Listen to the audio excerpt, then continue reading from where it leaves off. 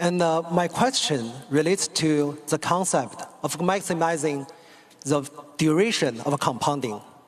As individuals age, the quality of compounding inevitably diminishes.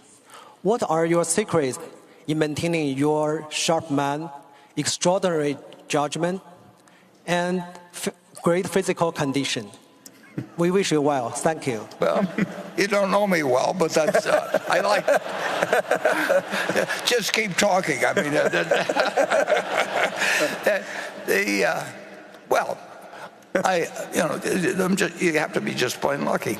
I mean, there's no question about it that there's 100 or 1,000, multiply a number of times that some drunk could have pulled out of a car and broadsided me, or just all the bad luck that you can have in life. And you can say that my great skill has been avoiding bad luck, but that isn't a skill, that's luck, or bad activities. And then to get to be, I would not have been if you'd taken my high school class and you say, a couple of you are going to live to be 90. Men are going to live to be 93. I would not have been a heavy favorite, I can tell you that, and I wouldn't have bet on myself. But you just now you should make the most of your luck when you get it, and sometimes I've done that, and sometimes I haven't. It is absolutely true that if I had it to do over again, there'd be a lot of different choices I would make. Whether they would have ended up working out as well as things have worked out, it's hard to imagine how they could have worked out any better. But it is interesting how many mistakes you can make if you just keep going. And Charlie, when used to talk about that you just soldier through, you just keep going, but you still need luck. You don't want to. Anybody that says I did it all myself is just kidding. I mean, they're delusional, and actually live in a country where the life expectancy is pretty darn good.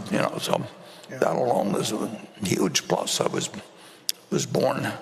If I'd been born, my sister's here, and she was born female, and she's just as smart as I was and everything, but even my own family, who really did, particularly my dad, love us all equally, and in a terrific manner. But he still told me that this is I was born 10 years after the 19th Amendment was passed, but he basically told my sisters, that marry young while you still have your looks, and he told me that the world, that power in you is new in nature, and that you really could do anything. Well, I found there were a lot of things I couldn't do, but the message given to females and males was incredibly different by the most well-meaning and loving of parents.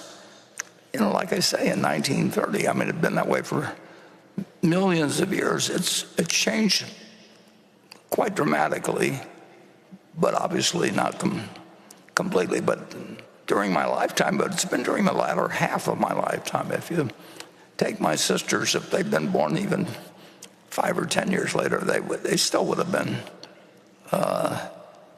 getting instructions when they went away to college to be sure and get married, or get arranged so that you're going to be married, while you're in school, because after you get out, all the good ones are taken. Bertie was telling me that was a message that basically had been imparted